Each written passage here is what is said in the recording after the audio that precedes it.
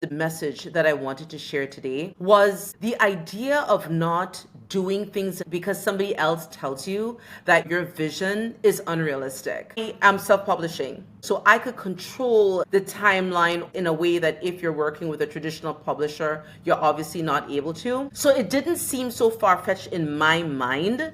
So the first thing that I did not write this book. I transcribed it. I used an app called Descript. And so it was all speech to text. When I sat and I decided to complete this book, I was speaking like 17,000 words across 2 hours. And that's in one day. I knew I wanted to write a book that was at around the 50,000 word mark.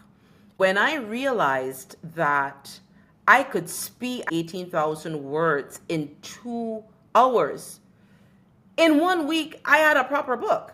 That's the reason that this happened so quickly. I reached out to the person who edited Pivot. She's an editor whom I found on Fiverr, and I let her know like by day 2, I have this book that I'm working on. I am going to give it to you on February 24th. She's like, fine. She would need 50 days. That was the longest part, just sitting with the editor. So once I knew she was getting it to me by the end of April, then I also contacted the graphic designer also on Fiverr.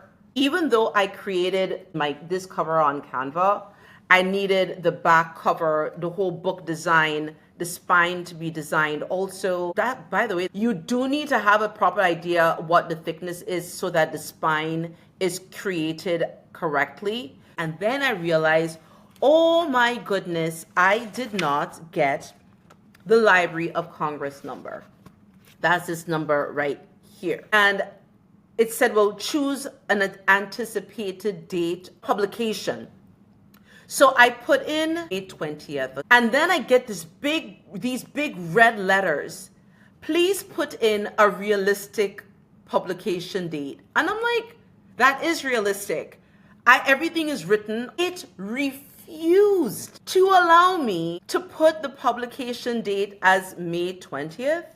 And so I ended up putting the publication date as 1st of June. How many times we don't do things because we're being told that this thing that you want to do is unrealistic.